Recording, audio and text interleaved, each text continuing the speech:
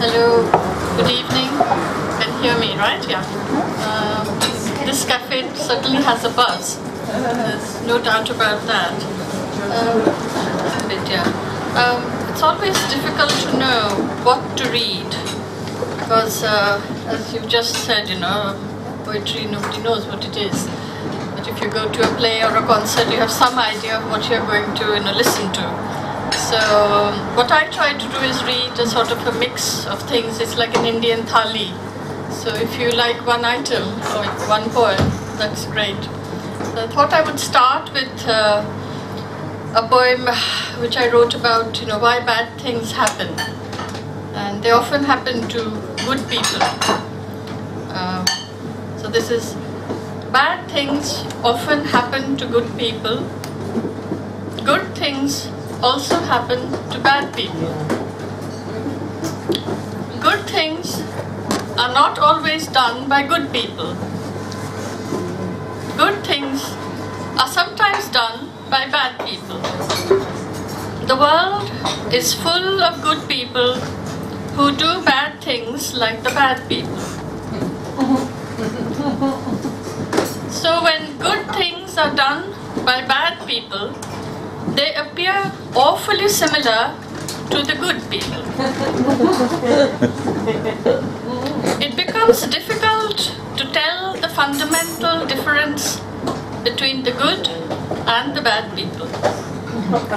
When good and bad are equally culpable, indistinguishable almost, it is impossible to know what's what.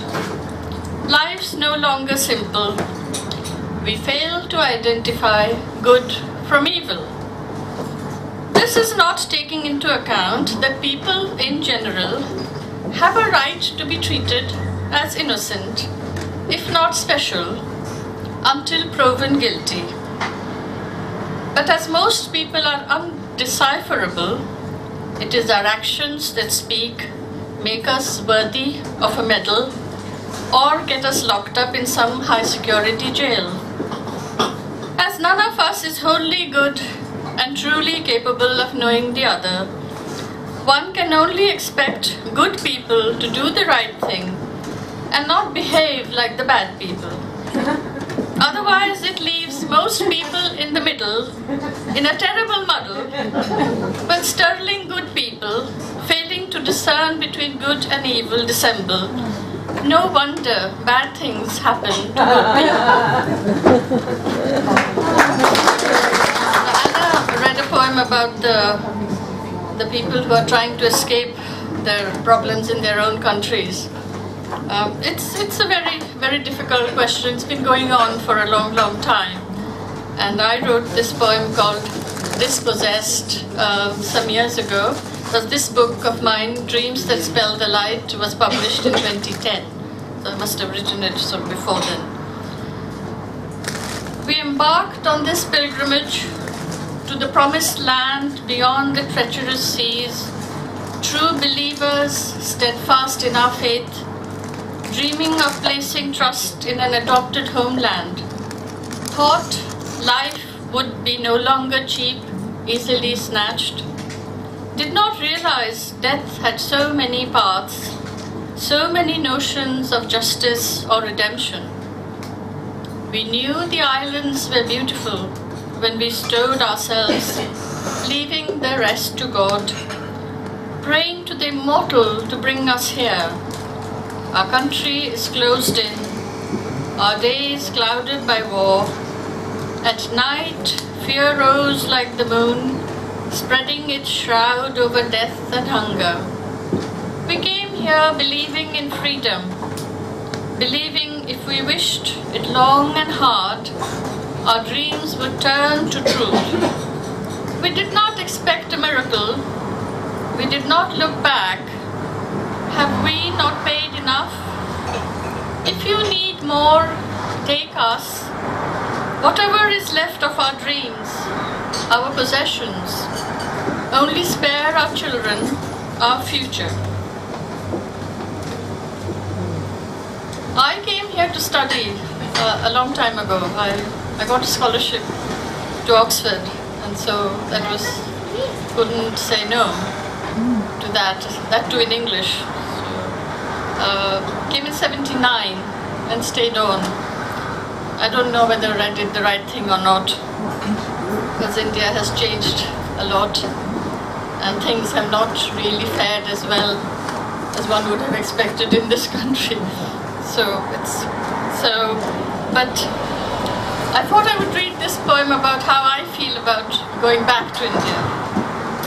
Return of the Exile.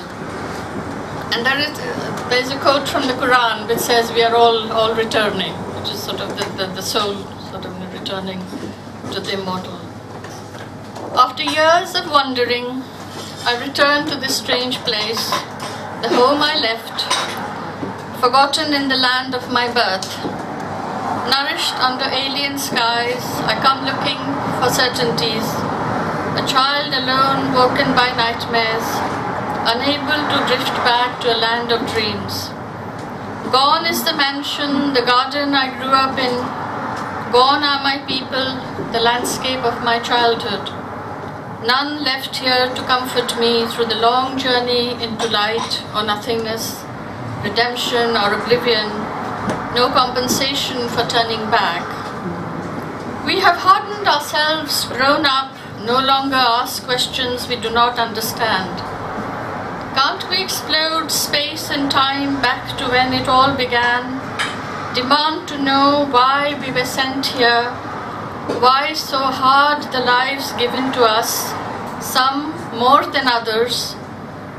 Where do we go when our time is up? Our insignificant lives tempered by the questions we ask.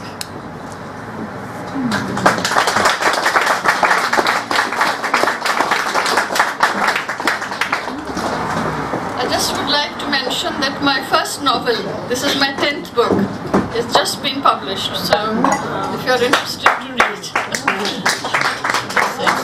on Amazon. I'm actually having a book launch at the Nehru Center on the 18th of June, but it's on Amazon. Which center? At the Nehru Center. Nehru Center, where's that? It's in Mayfair, it's in South Audley Street. Okay. So the next poem I think I will read is called What You Don't Know. I wrote this poem because I find that in life, I think for all of us, what we don't know is far more important than what we do know. And there are a few things that I would like to tie in, because I come from India, as you know, and Hinduism is a very open and broad church, you know.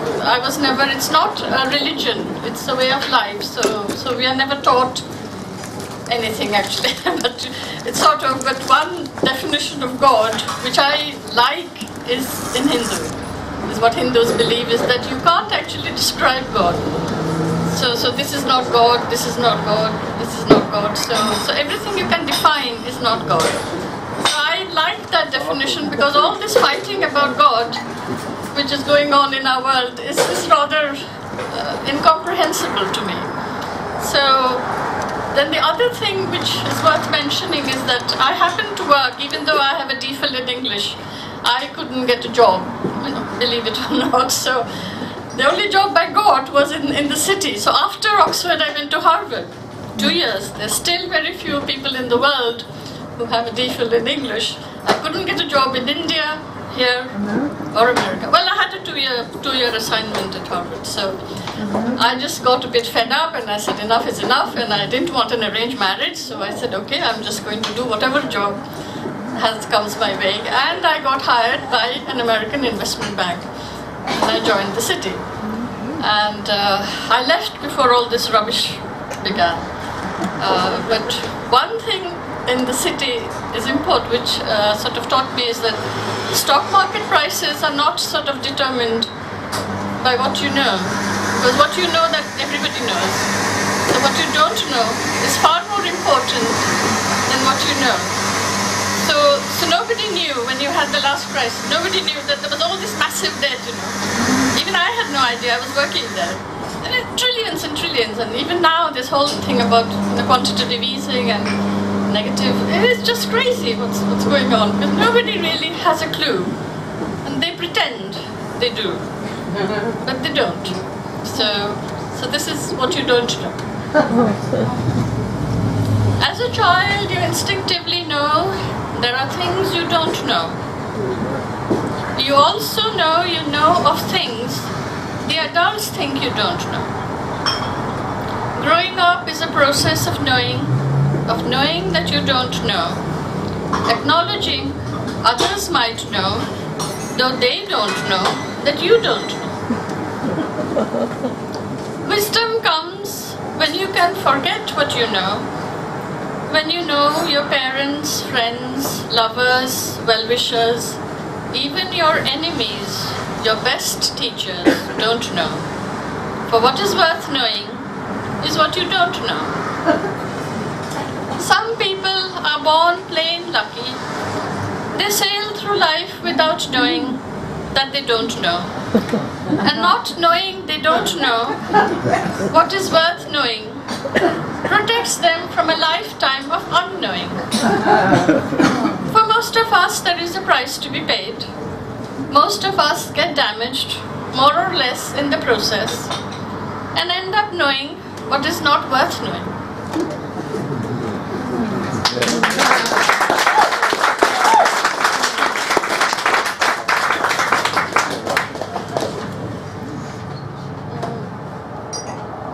I heard somebody once saying that where there is a will, there is a wall.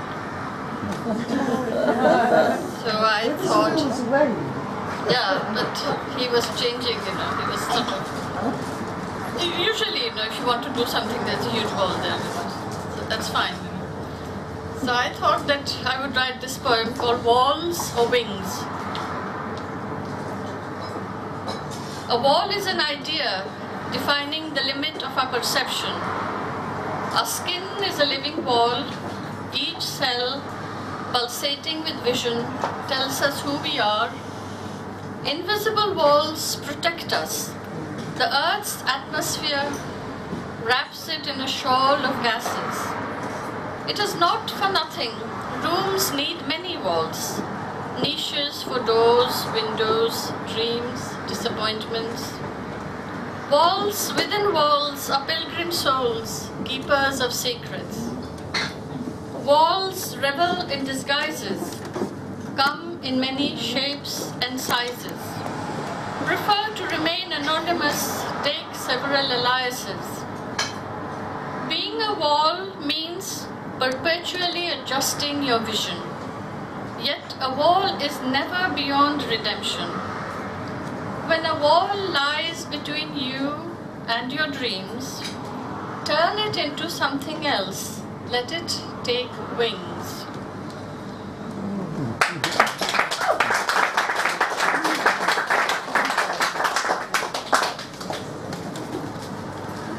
And the next one is called All You Can Do. Here's your thunder stolen by others, your losses, ships that never return. Here's your life passing slowly by, your body of song promising all it can do.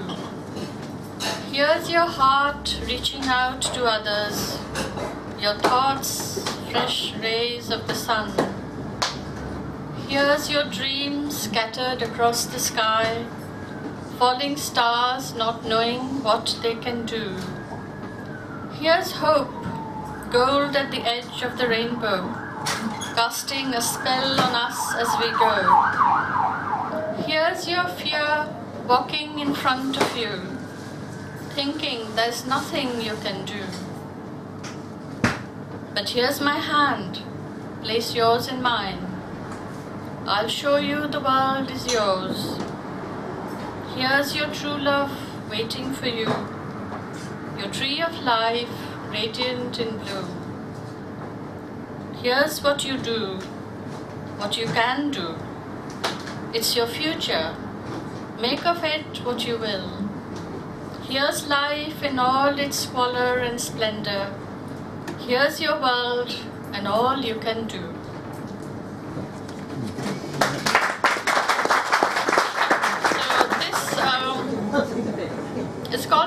shadi.com. This is about internet dating, and this is a very Indian website.